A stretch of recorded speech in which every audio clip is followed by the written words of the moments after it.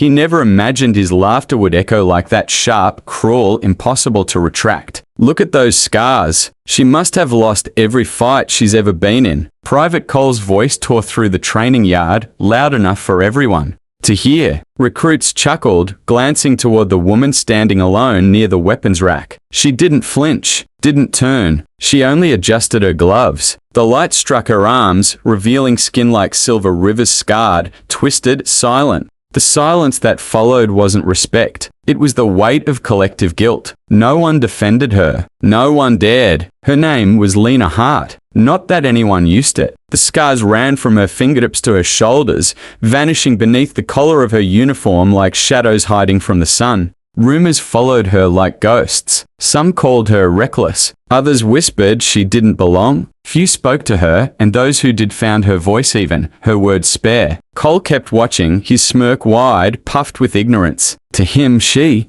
was a relic, a warning, not a warrior. He was young, untouched by blood, the kind who still believed combat was just strategy and speed. What Cole didn't know, what none of them knew, was that Lena's silence wasn't weakness. It was memory. Years ago, she walked through the burning ruins of Marjo, her unit decimated in an ambush. A boy, barely older than her nephew, carried a bomb strapped to his back. She saw him too late. The explosion ripped through flesh and steel alike. Lena had dragged her captain from the fire, her arms shredded, smoke choking her lungs. She didn't stop. Her call sign was Echo 6, the one who answers when everyone else goes silent. But medals tarnish and stories fade if no one tells them. She returned home scarred but alive, only to face a different war, a quiet one, where survival was met with suspicion instead of honor. Now, standing in the barracks yard, she watched these young recruits bright-eyed and tested and said nothing. She never defended herself. She never explained. But General Stanton was watching. He had seen Lena carry men through enemy fire. He had seen her choose duty when others froze. He had buried enough soldiers to recognize true courage.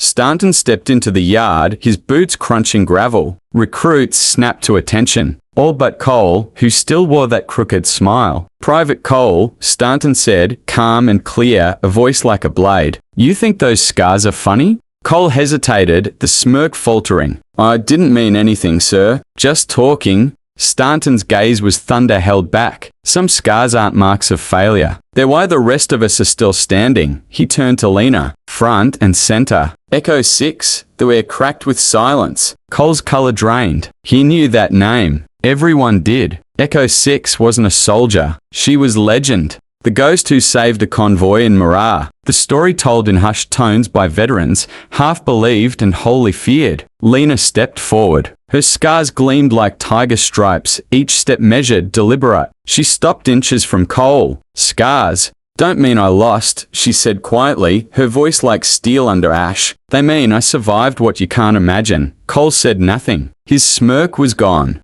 Stanton looked over the silent group. Some of you fight for medals. Echo 6 fights for the ones who can't fight at all. Remember that. The yard remained frozen, shame pressing down on shoulders like weighty armor. That evening, as the sun dipped behind the barracks, Cole approached her not with bravado, but with trembling respect. He didn't ask for forgiveness. He simply said, I didn't know. Her eyes, storm-stirred and far away, softened slightly. That's the problem. People see skin. They never see the story underneath. In the weeks that followed, the recruits no longer whispered. They watched. They listened. And when Lena trained, they trained harder not to impress her, but to earn the silence she carried. Scars became their mentors. Some weren't wounds. They were stories that endured. Flame and time. True strength doesn't always shout. It endures. When Lena left the base months later, no order was given. Still, the recruits stood in a line, back straight, saluting her in absolute silence. Sometimes the loudest honor is the one that leaves no sound behind. There are heroes we sing of. And then there are those whose stories live quietly beneath skin and memory. Remember this, the quietest ones often carry the heaviest wars.